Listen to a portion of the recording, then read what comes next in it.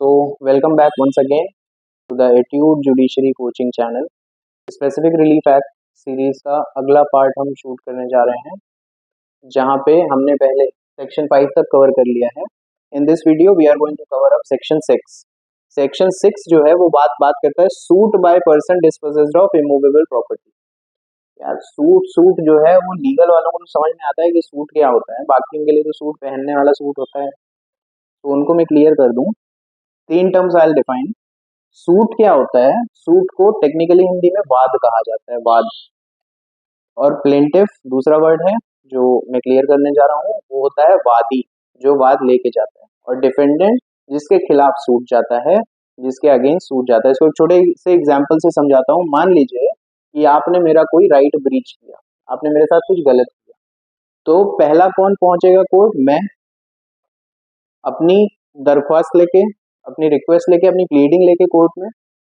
सो मैं यहाँ पे क्या कहलाऊंगा? वादी या प्लेंटिफ. और मैं किसके खिलाफ सूट लेके जा रहा हूँ, वाद लेके जा रहा हूँ? आपके खिलाफ. तो आप अपने बचाव करेंगे. बचाव का मतलब होता है डिफेंड करेंगे खुद को, तो इसलिए आपको कहा जाता है डिफेंडेंट. तो ये था मतलब सूट, प्लेंटिफ और डिफेंडेंट. तो आगे सेक्शन 6 बात करता है सूट की. वो सारे वाद, वो बंदा जिसको किसी ने डिस्पोजेस कर दिया है, निकाल दिया है इमूवेबल प्रॉपर्टी से. अब देख लो, सेक्शन 6 से डील कर रहे हैं इमूवेबल प्रॉपर्टी से, राइट. 5 भी डील किया था और 6 भी है. पहले इन पॉइंट्स को समझ लो. ओनरशिप यहाँ पे जरूरी नहीं है, ओनरशिप मैंडेटरी नहीं है, पोजीशन काफी है. ये बाद में जब मैं पूरा एक्सप्लेन कर दूंगा तो मुझे समझ आ जाएगा कि मैं क्यों इन चीजों को बात कर रहा हूँ. बलपूर्वक या गैर कानूनी तरीके से किसी को बेदखल नहीं किया जा सकता. कोएर्शन का यूज करके फोर्सफुली आप किसी को बेदखल नहीं कर सकते हो. अगेन याद रखो, ownership is not mandatory, position जो है वो मैटर करता है. मान लो ओनर टेनेंट को, ओनर टेनेंट का रिलेशनशिप आपको तो मालूम होगा, लैंडलॉर्ड लैंड ओनर. उसने टेनेंट को बिना नोटिस के निकाल दिया, बराबर. कहाँ जाएगा टेनेंट? कहाँ पे उसके पास रेमेडी है? सेक्शन 6 में उसको राहत मिलेगी. इसी की बात करता है. और कोर्ट यहाँ पे कंसिडर क्या करेगी, क्या कोर्ट ध्यान में रखेगी कि प्रॉपर्टी किसके कब्जे में थी. कब्जा मतलब पोजेशन. और किसने किसको जबरन हटाया, कोई फर्क नहीं पड़ता. मतलब मान लीजिए कि आप किराए के घर में रह रहे हैं, तो ओनर आपको जबरदस्ती नहीं निकाल सकता है, इसीलिए नोटिस का क्लॉज डाला जाता है. रेंट एग्रीमेंट में देखा है ना आपने. तो ओनर यहाँ पे आपको जबरदस्ती नहीं निकाल सकता है. अगर निकाल दिया है तो आप यहाँ जाएंगे एसआरए में, सेक्शन 6 में. तो अब दूसरी चीज जो मैं आपको बताने जा रहा हूँ वो है, एक बहुत कंफ्यूजन होता है लॉ स्टूडेंट्स को कि सब सेक्शन क्या होता है और सब क्लॉज क्या होता है.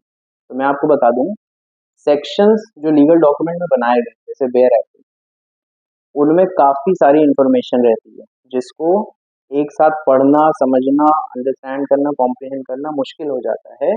इसलिए हम स्कूल्स में भी देखिए ये करते थे ना कि जब बड़े आंसर्स होते थे उनको सेंटेंस वाइज डिवाइड कर देते थे. तो सब सेक्शन इसीलिए निकाले गए हैं. तो वहां पे हम बड़े सेक्शन के पार्ट को लीगल कॉम्प्लेक्स लैंग्वेज जो होती है, जो लीगल कॉम्प्लेक्स डेटा होता है, उसको हम इजी टू अंडरस्टैंड करने के लिए सब सेक्शंस में डिवाइड कर देते हैं. जैसे, और उसको लिखा इस तरह जाता है जैसे sub section, section 5 subsection 1, इस तरह से. अब बात करते हैं सब क्लॉज की. तो सब क्लॉज क्या होता है कि मान लीजिए कोई एक क्लॉज दिया हुआ है, उस क्लॉज में कुछ फर्दर एडिशन करना है या उस क्लॉज को और रिफाइन करना है, उसकी क्वालिटी को कुछ और ऐड ऑन करना है, तो उसमें हम सब क्लॉजेज ऐड करते हैं, जिसको कुछ इस तरह से लिखा जाता है. Section 5 subsection 1 clause b. ये एग्जाम्पल है. तो आई होप कि आपको सब सेक्शन और सब क्लॉज के बीच का डिफरेंस क्लियर हुआ होगा. तो अब आते हैं section 6, suit by person dispossessed of immovable property. इसका सब सेक्शन 1 बोलता है कि अगर किसी व्यक्ति को आप निकाल देते हो, if any person is dispossessed, बिना उसकी मर्जी के किसी इमूवेबल प्रॉपर्टी से, ठीक है.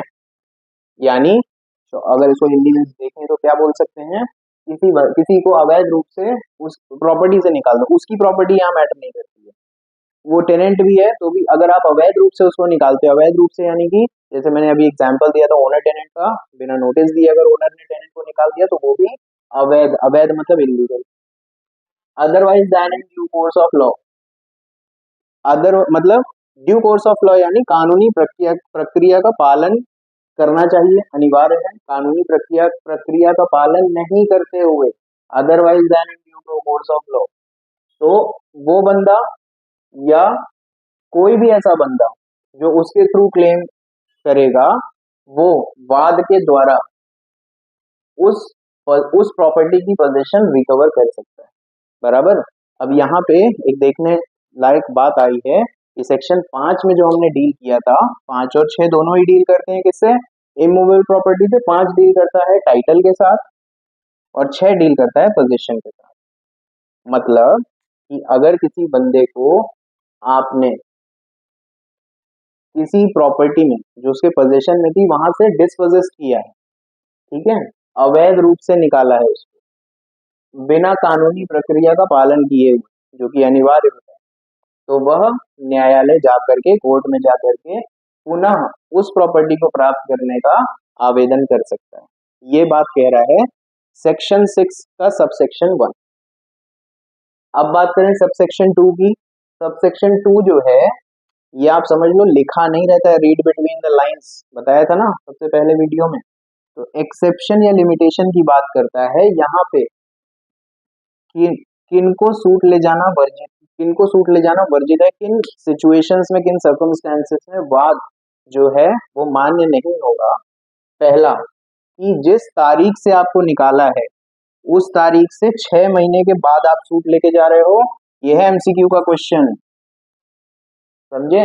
सेक्शन 6 का सबसेक्शन 2 एक्सेप्शन लिमिटेशन कह सकते हो इसको, ये लिखा नहीं है, this is reading between the lines, कि कोई भी वाद जो है वैलिड नहीं होगा अगर आप 6 महीने के बाद लेके आते हो। 6 महीने कब से कैलकुलेट होगी? कब से कैलकुलेट होगी? From the date of position. MCQ का क्वेश्चन है ये। और दूसरा क्या एक्सेप्शन है? यदि गवर्नमेंट ने किसी संपत्ति पर कब्जा कर लिया है, किसी प्रॉपर्टी पर कब्जा कर लिया है, होता है ना कई बार, लोन नहीं भरो, ऐसे कई सारे केसेस हैं, कई सारे सर्कमस्टेंसेस हैं जहां पे सरकार जो है वो संपत्ति पे कब्जा कर रही है। तो अब तो फिर जिसकी संपत्ति पे कब्जा कर रही है वो चला जाएगा कि भैया हमको सेक्शन 6 से 6 के अंदर रिलीफ दे दो। तो पहले ही ये चीज को समझते हुए बार कर दिया गया है यहाँ पे। बराबर। सब सेक्शन 3 बात करता है कि मान लीजिए जो ये वाद गया उसमें कोई ऑर्डर या डिक्री पास हो गई, न्यायालय ने कोई ऑर्डर या डिक्री पास कर दी, तो उसकी अपील नहीं होगी इस सेक्शन के अंतर्गत। क्या बोल रहा है कि अगर कोई वाद गया इसमें और कोर्ट ने ऑर्डर या डिक्री पास कर दी, न्यायालय किसी भी सूट में जो इस सेक्शन के अंतर्गत हुआ था, तो ना ही उसकी अपील होगी, ना ही उसका रिव्यू होगा। किसका रिव्यू? डिक्री या ऑर्डर का। बट ये भी रीड बिटवीन द लाइंस का है, रिवीजन ही सिर्फ हो सकता है। अब अपील, रिव्यू, रिवीजन, सीपीसी जब करेंगे तब अपना और क्लियर होगा। ये भी एमसीक्यू का क्वेश्चन बन सकता है, बिल्कुल बन सकता है। पढ़ते समय ध्यान रखिए कहाँ पे एमसीक्यू के क्वेश्चन क्लिक हो सकते हैं। तो सब सेक्शन 4 क्या बोलता है, एक थोड़ा सा क्विक रिवीजन करता हूँ। ऊपर क्या बोला, मैंने एग्जांपल दिया था, ओनर ने टेनेंट को निकाल दिया, डिस्पोजेस कर दिया, टेनेंट पहुंच गए भैया कोर्ट, सेक्शन 6 के अंतर्गत बोला कि भैया मुझे पोजीशन दिलाओ। तो अब क्या, ये जो ओनर था वो अब अपनी प्रॉपर्टी वापस ले ही नहीं सकता कभी। इसके आधार पे तो ऊपर तक जो बताया गया है, तो ओनर का तो राइट खत्म हो गया, डिफेंडेंट को कोई राइट ही नहीं है। तो ये जो 4th सबसेक्शन है वो किसको राइट देता है? डिफेंडेंट को राइट देता है। डिफेंडेंट कौन होगा? ओनर होगा, कि भाई फिलहाल के लिए तो हम हटा देंगे टेनेंट को, बट उसके बाद तुमको ओनरशिप का क्लेम चाहिए कर सकते हो, नहीं तो ऐसे में तो उसका कितना नुकसान हो जाएगा। फिर तो टेनेंट ही जो है वही अपना स्वामित्व, उसके ऊपर टाइटल अपना क्लेम कर लेगा।